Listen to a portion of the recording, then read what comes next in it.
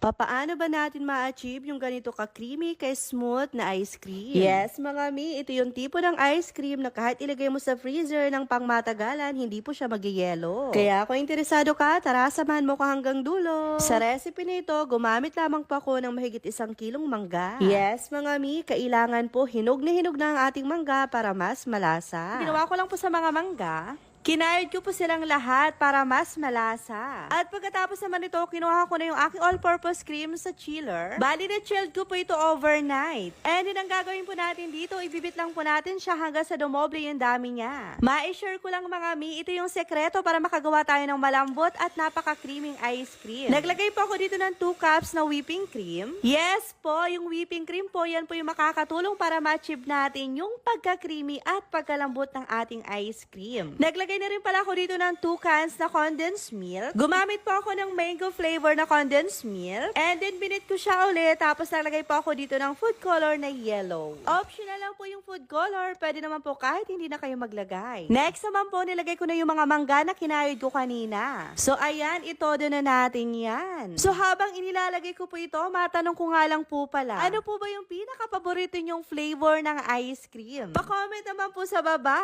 So ito na mga mi, para makompleto yung ating pagkasarap-sarap na ice cream, maglalagay tayo dito ng graham crackers. Kaway-kaway sa mga mahilig sa graham crackers dyan tulad ko.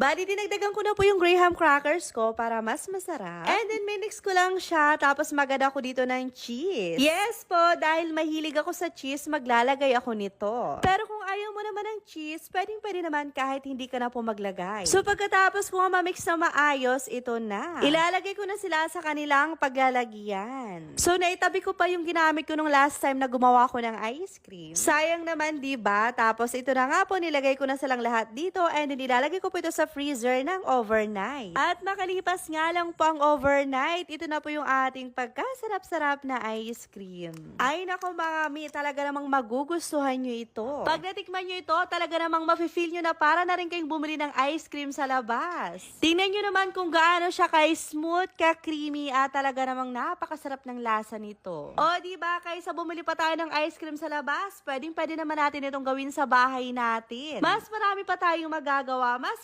enjoy pa natin itong kainin. O, diba, hindi na mabibitin yung mga chikitin nyo sa ice cream. By the way, mga mi, ito naman pala yung nasa maliit na lalagyan. Ayan, o, diba, pwede nyo rin itong pang negosyo.